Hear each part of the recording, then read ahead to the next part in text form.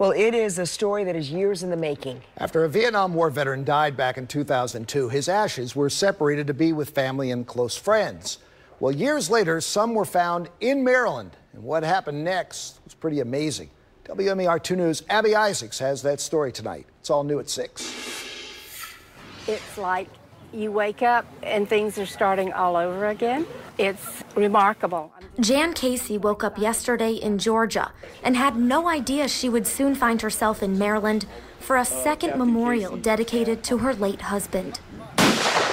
It was like, 16 years ago when he passed. After the death of Vietnam veteran and ATF Special Agent Captain Larry Casey, his family separated his ashes.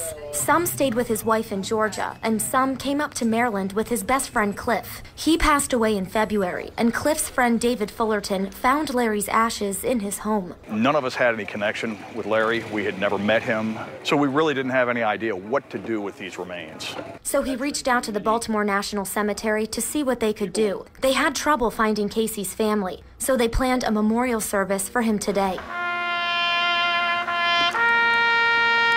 And then, just 24 hours ago, the cemetery director reached Casey's daughter Leah in Texas. Couldn't believe myself. I was, shaking for the first couple of hours. She connected him with Casey's widow Jan, and the pair flew out here right away. What so proudly we held. They wanted to honor him, and that was, I think, the most overwhelming part, was that they wanted to do this for my dad. Not many people have an opportunity to have 2 memorial services. An overwhelming show of support, they said. Thank you. Dozens of strangers from across the state came to pay their respects. Thank you, sir.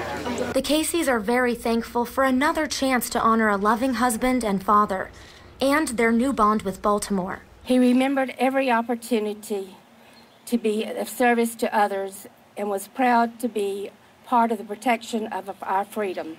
In Catonsville, Abby Isaacs, WMAR 2 News. What a story that is. Great story. How about to the gentleman who made the call to the cemetery to get this done? Casey's family say they hope to make a return visit back to the cemetery. This time they're going to bring his grandchildren along.